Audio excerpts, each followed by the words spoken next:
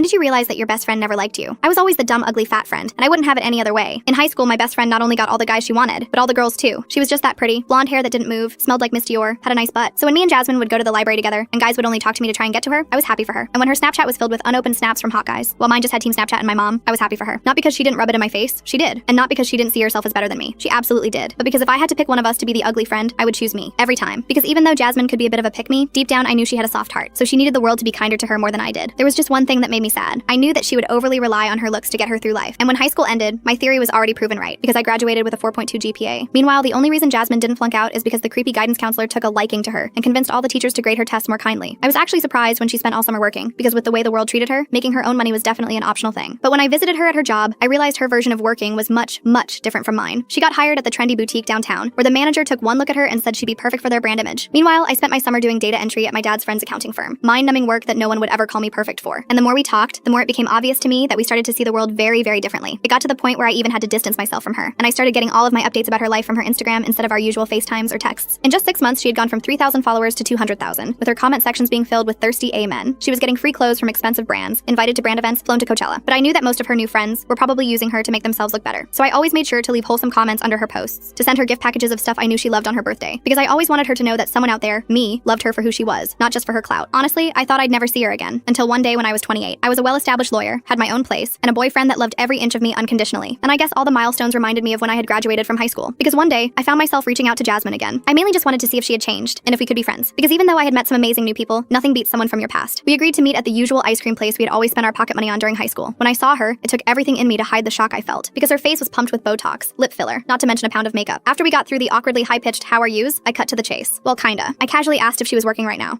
Well, you see, I was, but I just smiled, because I had an ace up my sleeve, and that ace was a job offer. I told her I was looking for a secretary, and I was willing to pay $65,000 a year with benefits. What do I look like to you? An effing charity case. I stared at her blankly, and she threw her plastic-filled head back and cackled like it was the funniest thing known to mankind. It had been almost 10 years. There's no way she was still like this. I tried to give her the benefit of the doubt and continued. Yeah, so you would have to start ASAP, but, she interrupted. Don't you know I'm an influencer? She then took out her iPhone and showed me her page. She was gaining a new follower once every 4 months, and all her DMs were from 3 years ago. That's when I finally realized Jasmine wasn't some misunderstood pretty girl. She was the washed-up textbook definition of I peaked in high school. I was about to walk away, but she stopped me. Hey, don't be sad. With an A that flat, I would be a lawyer too. I tried to make a beeline to my car, but she literally ran in front of me and continued. Hey, so when do I get to meet your boyfriend? Or are you scared he's gonna like me better? Jasmine, I interrupted. You built your whole identity on being the hot girl. Now you're just expired goods that nobody wants. Now make like the sugar daddies that ghosted you and leave me alone. Finally, she froze in her tracks and left me alone. I didn't realize it yet, but my comments had stung Jasmine. She wanted to use them to ruin everything I had ever worked for. Full story on channel, link below.